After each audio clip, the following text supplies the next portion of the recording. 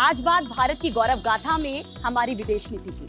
आजादी के बाद भारत के पास विश्व में अपनी पहचान बनाने की एक बहुत बड़ी चुनौती थी। इसमें काम आई भारत के पहले प्रधानमंत्री नेहरू की नॉन अलाइनमेंट मूवमेंट की नीति। दरअसल दूसरे विश्व युद्ध के बाद विश्व दो भाग में बटा था, यूएस और यूएसएसआर। लेकिन भारत ने चुना तीसरा मोर्चा। नेहरू ने 1950 में इसका सपना देखा और 1961 में ये संगठन बन गया। पंडित नेहरू की इस नीति ने भारत को स्वतंत्र राष्ट्र के तौर पर पेश किया।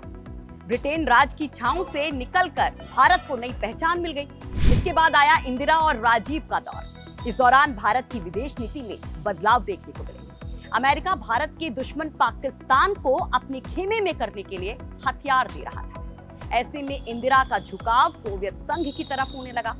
लेकिन खास बात यह थी कि वो ये भी साफ कर चुकी थी कि भारत की नीतियां किसी देश पर निर्भर नहीं करती। आजाद नीति अपनाने के अलावा कांग्रेस सरकार ने रीजनल डोमिनेंस पॉलिसी पर भी जोर दिया।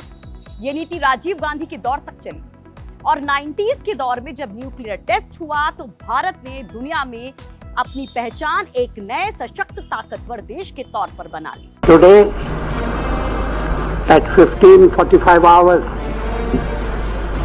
India conducted 3 underground nuclear tests. Bharat ने इससे दुनिया को बता दिया कि उसकी नीतियां राष्ट्रहित में तय होंगी। इस दौरान कोल्ड वॉर भी खत्म हो चुका था। भारत यूएस के काफी करीब भी आ चुका था।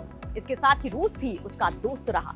सरकारों के साथ नीतियां तो बदलती गई, लेकिन नहीं बदला तो विश्व में भारत का बढ़ता कद। आज यूएस के साथ साथ विश्व के सभी बड़े देश भारत के साथ खड़े होना चाहते हैं।